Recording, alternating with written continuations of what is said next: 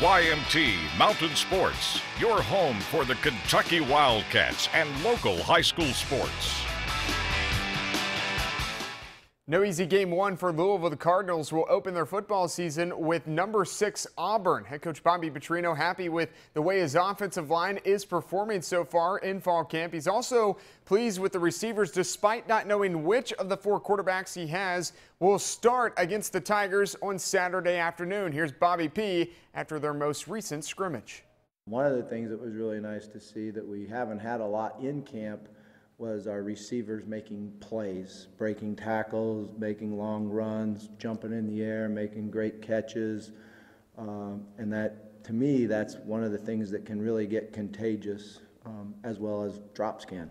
So we want to get rid of the drops and get that it gets contagious, that everybody makes plays. And this is really the first day of camp that, you saw that from a number of guys. I'd say 5 or 6 guys made great plays out there at the receiver position.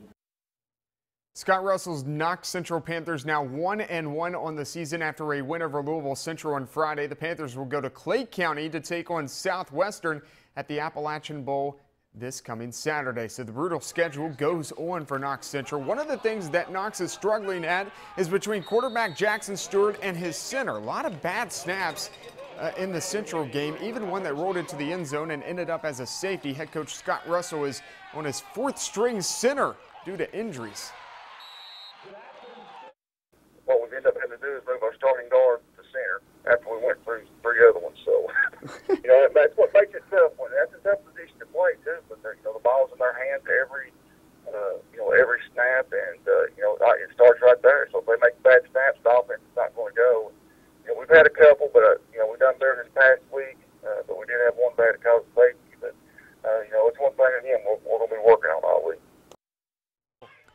Let's talk more Panthers. Pikeville crushes Letcher Central in the Pike County Bowl last night, and head coach Chris McNamee's team is 2-0 to start the season. Now Pikeville will travel to Paintsville for another hyped-up game, another live game on this TV and WYMT.com. Here's Coach Matt today. Well, I'm excited. This Paintsville-Pikeville thing has gone way, way back, even when I was playing. And, we're just really so similar schools, size-wise. Both of us, our school systems are academically towards the top of the state each year, and we compete in nearly every sport, in girls and boys sports. So our kids know their kids, and vice versa. And it's been a good rivalry throughout the years. And so we're looking forward to going down there and having a good crowd, and I know our guys are looking forward to it. So Pikeville goes to Paintsville this Friday night, 2-0 teams. You can watch this game live again on this TV and WYMT.com. The last time these two played was last year in the second round of the Class 1A playoffs, where the Tigers defeated the Panthers and ended an undefeated season by Pikeville. So it should be interesting. It should be a lot of fun.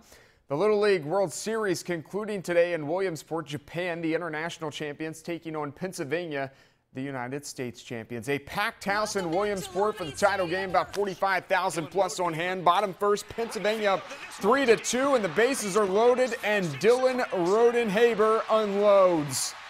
Peace out, grand slam. Pennsylvania takes a 7-2 lead in the first. But they're not done. Jaden Hidline. Pennsylvania puts up 10 runs in the first inning. Next inning, top 2. Japan, anything you can do, U.S., we can do too. Yugo Aoki, a 3-run shot, his first jack of the Little League World Series, cuts the lead in half, and the very next batter, Kingo Tomita sends one off and out of the park. Japan wins 18-11 and wins its 10th Little League World Series title, second most all-time among international countries. Now to the pros, Reds at the Brewers today. Bottom 1, no score, Ryan Braun. That's a goner. Bye. That's Braun's 24th homer of the season. Solo shot puts the Brew Crew up 1-0. Top 2, same score. Brian Pena goes back up the middle. Todd Frazier comes in to score.